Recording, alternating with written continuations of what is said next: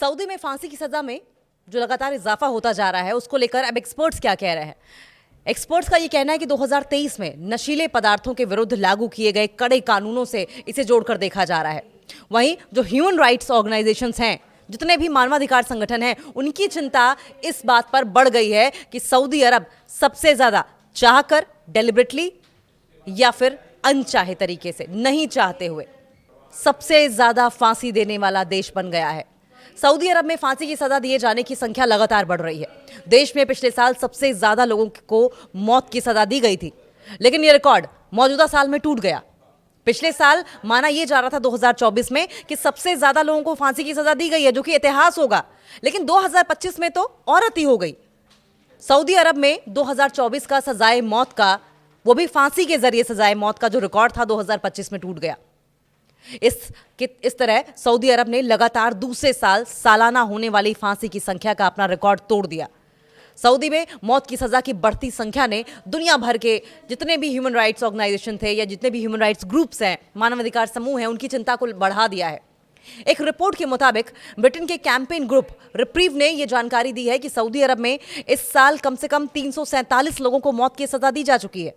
347 लोगों को एक साल के अंदर अंदर, साल में 365 दिन होते हैं और 347 लोगों को मौत की सजा का मतलब आप समझ जाइए कि अमूमन अगर देखा जाए तो हर रोज किसी न किसी को सजाए मौत मिली है, लगभग हर रोज।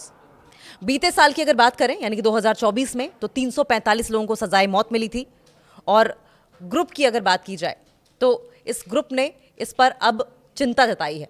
बाकी ह्यूमन राइट्स ग्रुप्स का ये कहना है कि ये मॉनिटरिंग शुरू होने के बाद से फांसी का सबसे खूनी साल है।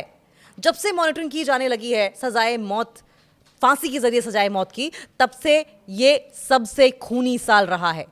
यानी कि सबसे ज्यादा मौतें फांसी के जरिए, फांसी दिए जाने की वजह से हुई हैं। इस साल जिन लोगों को मौत की सजा दी गई है उनमें एक पत्रकार है और विरोध प्रदर्शन के मामले में 2 युवा शामिल हुए थे, गिरफ्तार किए गए थे, उन्हें भी फांसी दी गई। ड्रग्स के लिए मौत की सजा है। देखिए, रिप्रीव का यह कहना है कि फांसी की सजा बढ़ने के पीछे ड्रग्स से जुड़े मामलों में हो रही मौतें भी हैं।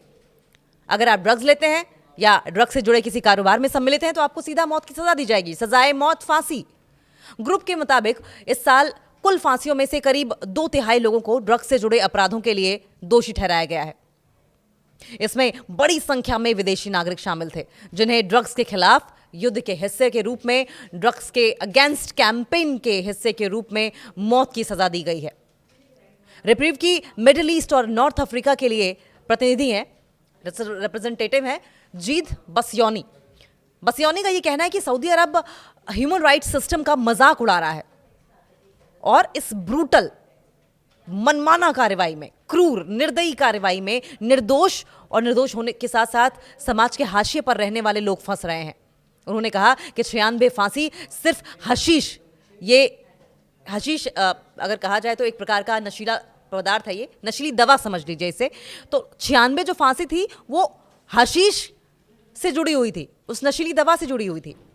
बीते 3 साल की अगर बात करें तो बीते 3 साल में सजाए मौत, फांसी के जरिए सजाए मौत में इजाफा हुआ है। साल 2022 के आखिर में सऊदी अधिकारियों की ओर से एक अनऑफिशियल बैन खत्म करने के बाद से ड्रग्स से जुड़े मामलों में फांसी की सजा में तेजी आ गई है। और इस स्टेप को यूएन ह्यूमन राइट्स ऑफिस ने बेहद, यूएन के मानवाधिकार कार्यालय ने बेहद दुखद बताया है। कहा यह कि बहुत तकलीफदेह है।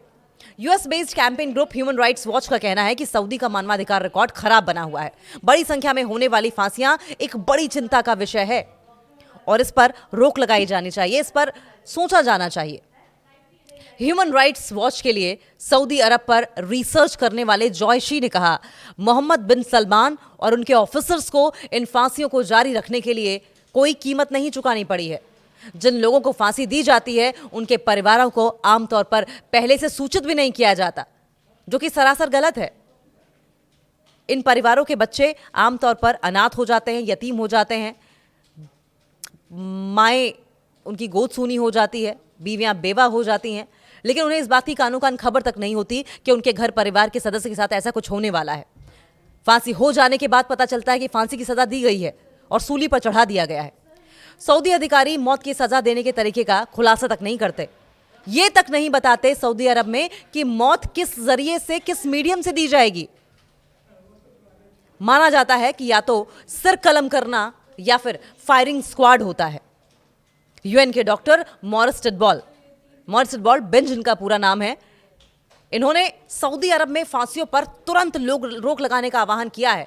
कहा है कि यह ह्यूमन राइट्स के खिलाफ है, इस मनमानी को तुरंत से तुरंत रोक लगानी चाहिए, क्योंकि सऊदी अरब जिस तरीके से सजाए मौत, फांसी के जरिए सजाए मौत दे रहा है, इससे वो तमाम लोग इसके विक्टिम्स हो रहे हैं जो या तो कमजोर हैं या हाशिए पर हैं या फिर ऐसे लोग हैं जो विदेशी नागरिक हैं और जाने अनजाने किसी भी तरीके से वो ड्रग्स में या फिर नशे की किसी भी कारोबार से जुड़े हुए हैं या खुद नशा करते हैं।